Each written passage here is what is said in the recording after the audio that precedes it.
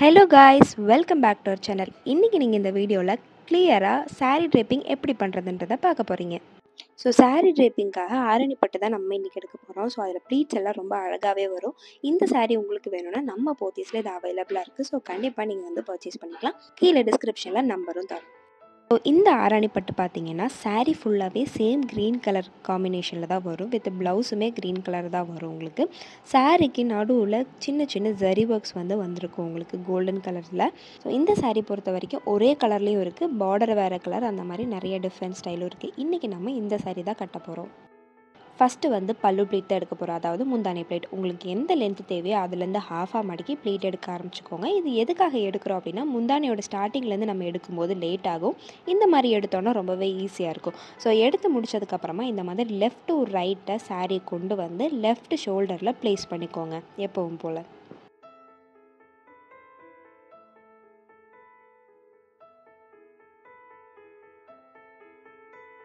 இப்போ வந்து பல்லு ப்ளீட் தான் எடுக்க போகிறோம். ஸோ இந்த டைப்பை நம்ம யூஸ் பண்ணி saree கட்டணும் அப்படின்னா 10 ப்ளீட்லேருந்து நம்ம தாராளமாகவே வந்து வச்சுக்கலாம். நம்ம நார்மலாக ஒரு 5-6 ப்ளீட்டு வைப்போம். ஸோ இந்த மாதிரி எடுக்கும்போது நிறையா ப்ளீட்ஸும் வைக்கலாம், சைடில் ஆக்வர்டாகவும் தெரியாது.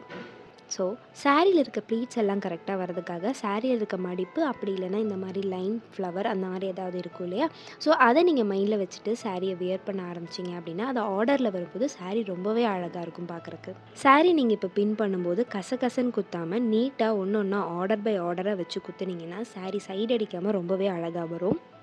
வேஸ்ட் ப்ளீட் எடுக்கும்போது சுருட்டி இந்த மாதிரி கசகசன்னு குத்தாமல் நீட்டாக அழகாக பொறுமையாக ப்ளீட் எடுத்திங்கன்னா பேக்லேயும் சரி ஃப்ரண்ட் சைட்லேயும் சரி அப்போ தான் ப்ளீட் ரொம்ப அழகாக தெரியும். ஆரணி பட்டு பொறுத்த வரைக்கும் பெரிய ப்ளீட்டாக இருந்தாலும் சின்ன ப்ளீட்டாக இருந்தாலும் ரொம்பவே அழகாக படிஞ்சு நிற்கும்.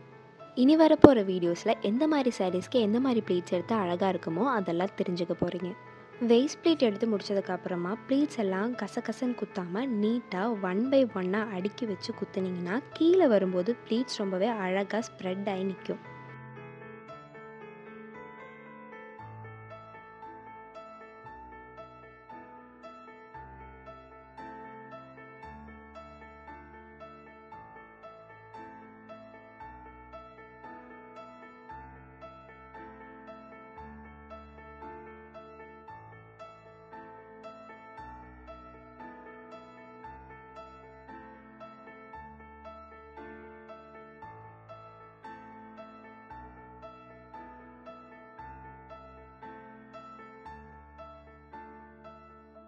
ஸோ இந்த மாதிரி நான் சொன்ன டிப்ஸ் எல்லாம் நீங்கள் யூஸ் பண்ணி saree draping பண்ணிங்கன்னா இந்த மாதிரி saree ரொம்பவே அழகாக வரும். ஸோ இந்த வீடியோ உங்களுக்கு பிடிச்சதுன்னா லைக் பண்ணுங்கள், ஷேர் பண்ணுங்கள், மறக்காமல் சப்ஸ்கிரைப் பண்ணுங்கள்.